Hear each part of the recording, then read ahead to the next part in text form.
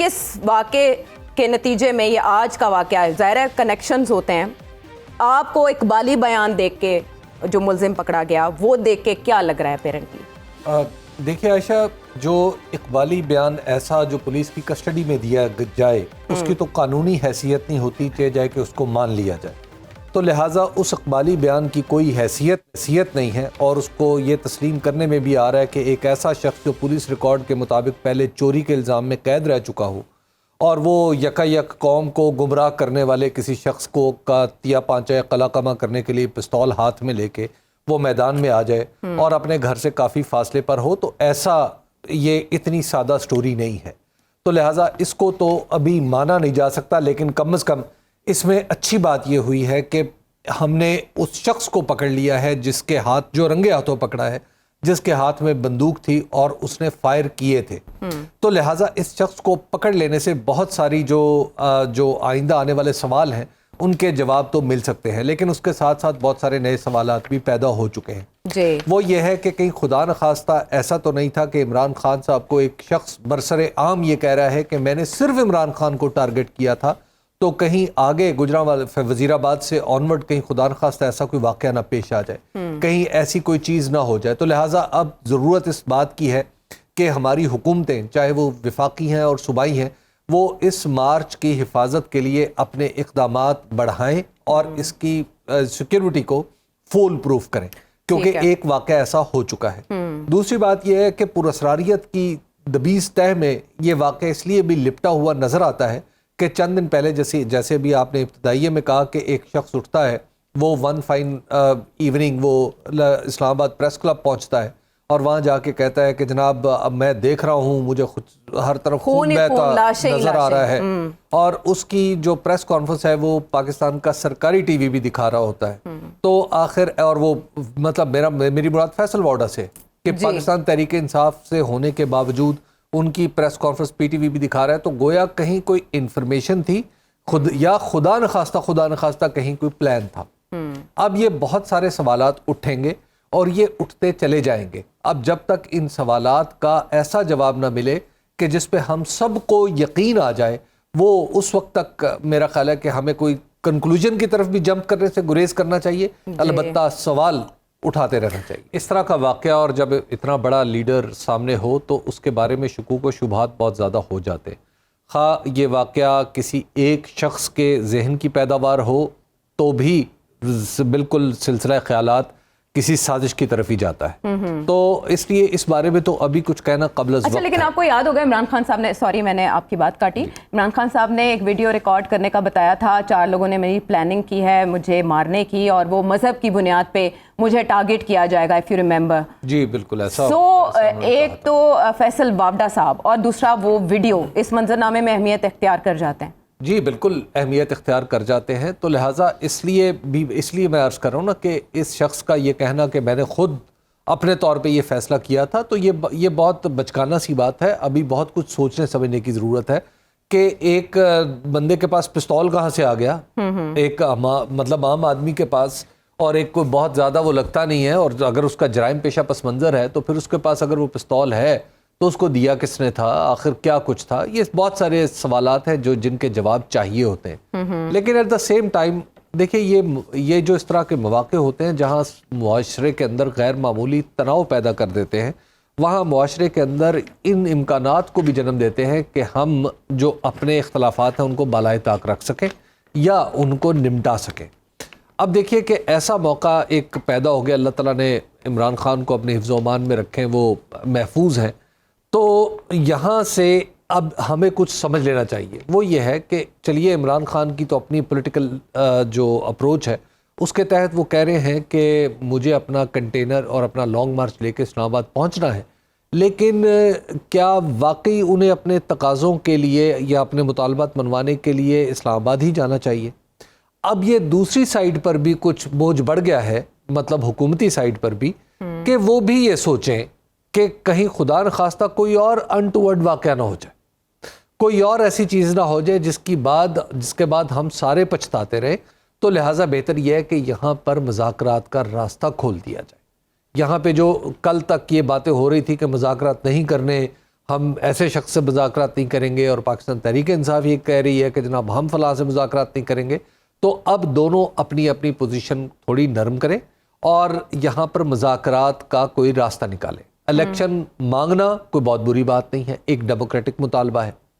اور دوسری طرف کا یہ کوئی جو اسمبلیاں ہوتی ہیں بالخصوص پارلیمانی نظام میں، ان کی جو مدت ہوتی ہے وہ کوئی بالکل مقدس الفاظ یا کوئی مقدس تاریخ نہیں ہوتی. پارلیمانی نظام میں اسمبلی وقت سے پہلے ٹوٹ جانا کوئی بڑی بات نہیں ہے، تو لہٰذا وہ اسمبلی بھی ٹوٹ سکتی ہے. چلیے آج نہیں وہ کل ٹوٹ سکتی ہے، آج نہیں تو ایک مہینے بعد ٹوٹ سکتی ہے.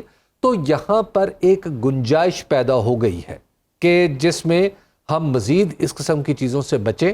اور یہ جو لانگ مارچ ہے کل 11 بجے سے پہلے عمران خان صاحب کو یہ میسج چلا جائے، اگر ہماری قسمت اچھی ہے اور دیوتاؤں نے لوگوں کی مت نہیں مار دی ہوئی، جسے وہ یونانی کہاوت ہے، تو یہاں پہ ایک راستہ پہ ایک موقع پیدا ہو چکا ہے کہ جہاں پہ ہم ایک دوسرے کے ساتھ صلح صفائی کر سکتے ہیں. تو ہمیں اس کنٹینر کے حرکت میں آنے سے پہلے کوئی میننگ فل پیغام رسانی آپس میں ایک دوسرے کے ساتھ کرنی چاہیے. اور اس میں سپریم کورٹ کا کردار ہو سکتا ہے. دیکھیے آئیڈیل صورتحال یہ ہے عائشہ کہ سارے سیاستدان خود بیٹھے، آپس میں بیٹھے، اور اگر یہ اب چونکہ سوال پاکستان کی بقا کا ہے، سوال پاکستان کے استحکام کا ہے، تو پھر اس میں سبھی لوگ بیٹھے.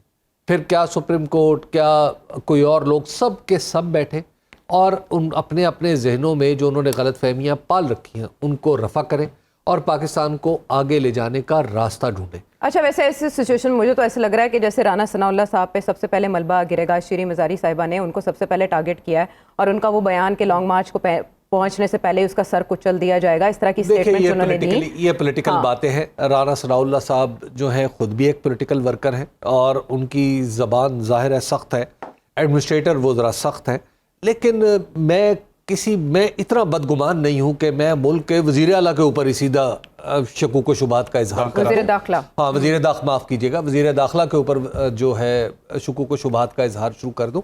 یہ ابھی تھوڑی دور کی باتیں ہیں. This is a political statement. I agree with حبیب صاحب. میں ایک چیز ایڈ کرنا چاہتا ہوں. اگر یہ پولیٹیکل سٹیٹمنٹ ہے تو میں حبیب صاحب کے ساتھ 100% اتفاق کرتا ہوں، لیکن ایک وکیل کی حیثیت سے میں صرف اتنا کہنا چاہتا ہوں کہ جب کوئی کرمنل انسیڈنٹ ہوتا ہے، جو مدعی یا وکٹم ہوتا ہے اس کا رائٹ ہوتا ہے کہ وہ اگر کسی کو نامینیٹ کرنا چاہتا ہے تو وہ کر سکتا ہے. اس کے بعد پھر تفتیشی اداروں نے تحقیق کرنے کے بعد پتہ لگانا ہوتا ہے کہ وہ بندہ گنہگار ہے یا بے گناہ ہے. اگر عمران خان یہ کہتے ہیں جو کہ وکٹم ہے، یا مجھے نہیں پتا ابھی مدعی کون بنتا ہے SFIR کا، اور وہ کہتے ہیں کہ نامزد کیا جائے، تو قانونی طور پر نامزد کرنے میں کوئی رکاوٹ نہیں ہے. قانونی طور پر احتشام ہمارے قانون میں، ہمارے جورسپروڈنس میں اور ہماری سیاسی تاریخ میں بنیادی طور پہ اگر کچھ چیزوں نے رول پلے کیا ہے تو ہمارے اس رویے نے اور اس رویے کے تحت درج کی گئی FIRوں نے رول پلے کیا. نہیں، اگر ابھی آپ زخمی ہو گیا، دیکھیے آپ فائرنگ کا انسیڈنٹ ہو گیا، 8 بندے زخمی ہو گئے، عمران خان کی ٹانگوں پہ گولیاں لگی. ابھی آپ نے بھٹو کے قتل کی بات کی نا، جوڈیشل مرڈر، جی وہ بھی ایک FIR کا نتیجہ تھا، ٹھیک ہے، اور ایک FIR کا نتیجہ تھا. یہاں پہ جو سانحہ ماڈل ٹاؤن کتنا گھنونا سانحہ تھا، لیکن جب اس کی FIR میں رویہ یہ اختیار کیا گیا کہ فلاں بھی شامل تھا، فلاں بھی شامل تھا، فلاں بھی شامل تھا. ابھی یہ کتنا مشکل ہوگا جس بات کو نارمل لیول پہ لانا. دیکھیں عائشہ، یہ جو سماجی تعلقات ہوتے ہیں یہ سیاست کے رخ میں کوئی جوہری یا بڑی تبدیلی نہیں کر سکتے. آپ نے صرف ان واقعات کی مثال دی کہ جس میں نواز شریف صاحب چلے گئے عمران خان کی عیادت کے لیے یا ان کے گھر چلے گئے. 2008 سے 13 کے درمیان ایک موقع پہ جب چودھری برادران، چودھری شجاعت صاحب اور چودھری شجاعت صاحب کی والدہ فوت ہوئی، تو اس وقت نواز شریف صاحب ان کے گھر تعزیت کے لیے گئے، تو اس وقت بھی بہت ساری باتیں اسی طرح کی ہونے لگی تھی کہ جناب بالکل روٹھے ہوئے مل گئے اور اب جو بچھڑے ہوئے ہیں وہ آگے مل کے اکٹھے چلیں گے، لیکن ایسا کچھ نہیں ہوا. اس طرح سماجی تعلقات کا اپنا ایک الگ دائرہ ہے اور سیاسی موقف اپنی جگہ پروان چڑھتے ہیں. جو نیریٹیوز ہیں وہ نہ ایک دن میں بنتے ہیں، نہ ایک دن میں جاتے ہیں، نہ کسی کی مسکراہٹ سے انہیں نرم کیا جا سکتا ہے، نہ کسی کی جو اشارہ ابرو سے انہیں سخت کیا جا سکتا ہے. تو لہٰذا یہ ایک بالکل الگ ڈومین ہے. اس وقت جو پرابلم ہے وہ یہ تو ہے ہی نہیں ہے کہ سماجی تعلقات نہیں ہیں کسی کے، یا عمران خان کی عیادت کے لیے 13 لوگ آ جائیں تو کیا عمران خان کا نیریٹو ختم ہو جائے گا جلد الیکشن کا؟ یا ان کی حکومت کو پولیٹیکل لیجٹمیسی مل جائے گی. ایسا نہیں ہوتا. نہیں, لیکن لوگوں کے جذبات کو کنٹرول کرنے کے لیے گڈ ول جیسچر تو ضروری ہے. لوگوں کے جذبات, اب گڈ ول جیسچر دیکھیے, سچویشن کو دیکھیے. اس وقت جب پاکستان پیپلز پارٹی اس مرحلے سے گزری تھی کہ جس میں محترمہ بے نظیر بھٹو شہید ہوئی تھی, تو اس وقت goodwill gesture general Pervez Musharraf نے دیا تھا یا پیپلز پارٹی نے دیا تھا؟ پیپلز پارٹی, آصف علی زرداری صاحب, پاکستان کھپے. اس پرٹیکولر کیس میں بھی جو گڈ ول جیسچر ہے وہ جو پاکستان تحریک انصاف کی طرف سے جانا ہے, اور پاکستان تحریک انصاف کی طرف سے کم از کم ایک چیز اچھی ہوئی ہے کہ انہوں نے ابھی تک کسی کا باقاعدہ طور پر نام نہیں لیا. شیریں مزاری صاحبہ نے لیا. شیریں مزاری صاحبہ لیتی نہیں, لیکن اہم بات یہ ہے کہ پارٹی اور میں آپ کو بتاؤں ایک اور نام بھی لیا گیا, لیکن میں اس وقت مینشن نہیں کر سکتی. آپ کو پتا ہے کہ وہ نام کہاں سے لیا جائے گا تو وہ میٹر کرے گا. اسد عمر صاحب نے وہ نام لیا, باقی اس کے ان کے نیچے جو کچھ بھی ہوتا رہے. اور دوسری بات یہ ہے کہ اس میں اب ہمیں ذرا اس بات پہ غور کرنا چاہیے کہ پولیٹیکل پوزیشنز جب سخت ہو جاتی ہیں تو وہاں پہ لڑائی جھگڑے کے امکانات بڑھ جاتے ہیں. تو اس پولیٹیکل پوزیشن کو نرم کرنا ہے, اور اس پرٹیکولر یعنی لوگوں کو نرم کرنا ہے پاکستان تحریک انصاف نے, اور اپنی پولیٹیکل پوزیشن کو تھوڑا ڈیفیوز کرنا ہے حکومت نے. یعنی یہ دونوں اپنا اپنا کام کریں گے تو اس پولرائزیشن میں کمی ہوگی اور ہم کسی راستے پر پڑ سکیں گے. اور اس کا بہترین راستہ یہ ہے کہ ہم الیکشن کی طرف جائیں, اور الیکشن کی طرف جتنی جلدی چلے جائیں گے اتنا اچھا ہوگا, اور جتنی جلدی اس کا اعلان کر لیں گے اتنا ہی ملک کے لیے بہتر ہوگا.